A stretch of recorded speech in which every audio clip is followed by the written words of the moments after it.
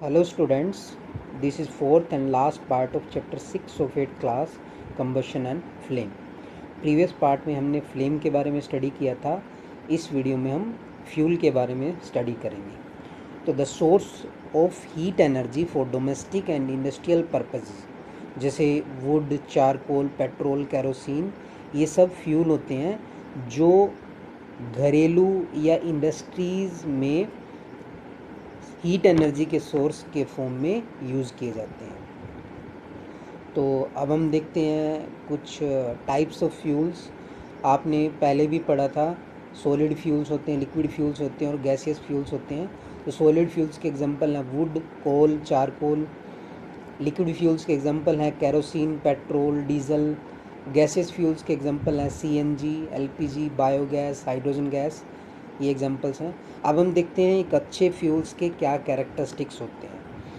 पहली बात, वो ईज़िली अवेलेबल होना चाहिए, आसानी से अवेलेबल हो, सस्ता होना चाहिए, easy to transport and easy to store होना चाहिए, वो एक मॉडरेट रेट पे बर्न करे, large amount of heat produce करे जलने पे, और जलने के बाद कोई अनडिज़ायरेबल सब्सटेंस ना छोड़े, मतलब पोल्यूशन कोज ना करे. मतलब कोई भी फ्यूल ऐसा नहीं है जो आइडियल फ्यूल कंसीडर किया जा सकता है. ठीक है. और सभी फ्यूल्स के कैरेक्टरिस्टिक्स अलग अलग होते हैं. कोई फ्यूल महंगा होता है, कोई सस्ता होता है, किसी की कैलोरीफिक वैल्यू ज़्यादा होती है, किसी की कम होती है. तो हमें एक ऐसा फ्यूल चाहिए which fulfills most of the requirement for a particular use. तो नेक्स्ट हम स्टडी करते हैं फ्यूल एफिशिएंसी के बारे में. सपोज़ आपको एक पर्टिकुलर अमाउंट ऑफ वाटर दिया गया है बॉईल करने के लिए, और आपको cowdung, coal and LPG fuels दिए गए हैं. आप कौन सा फ्यूल सेलेक्ट करोगे?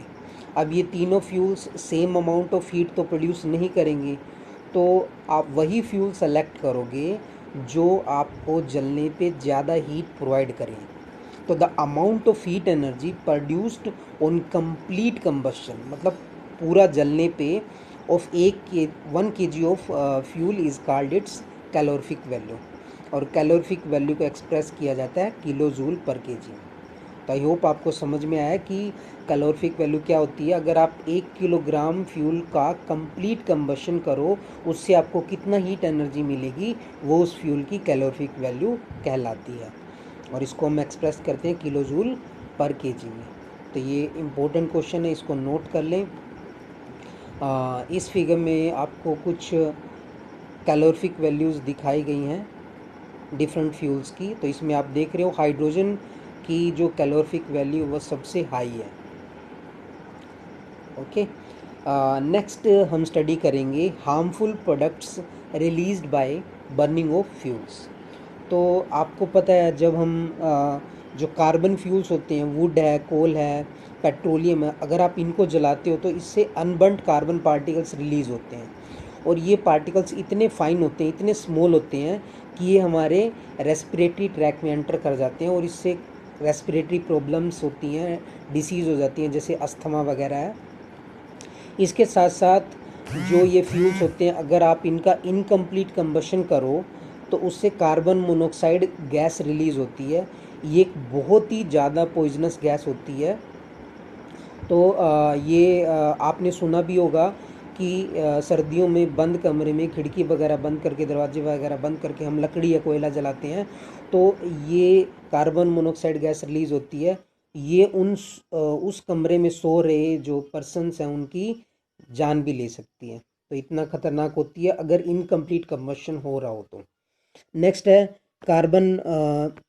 इसके फ्यूल्स के जलने से कार्बन डाइऑक्साइड गैस भी रिलीज़ होती है, और कार्बन डाइऑक्साइड गैस की कंसंट्रेशन बढ़ने से ग्लोबल वार्मिंग हो सकती है. ग्लोबल वार्मिंग में क्या होता है, अर्थ के एटमॉस्फेयर का जो टेम्परेचर है वो बढ़ने लग जाता है. इससे जो पोलर ग्लेशियर्स है वो पिघलने लग जाएंगे, और सी लेवल बढ़ जाएगा, जिससे जो कोस्टल एरियाज़ हैं वो वहाँ पे बाढ़ आ जाएगी, और जो एरियाज़ बिल्कुल समुंदर किनारे हैं वो तो डूब ही जाएंगे.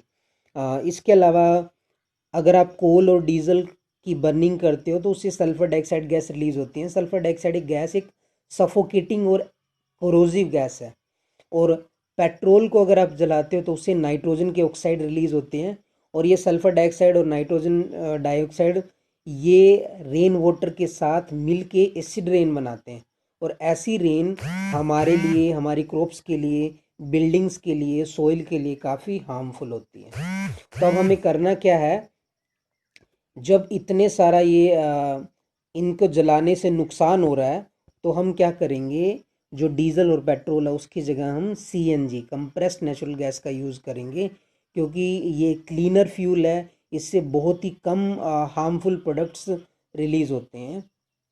तो हमें इनका एक अल्टरनेटिव ढूंढना चाहिए। तो ये यहाँ पे आपका चैप्टर कंप्लीट हो गया बच्चों। आई होप आपको समझ में आया, लेकिन अगर फिर भी समझ में नहीं आता तो आप पूछ सकते हैं, कोई भी डाउट हो। Thank you.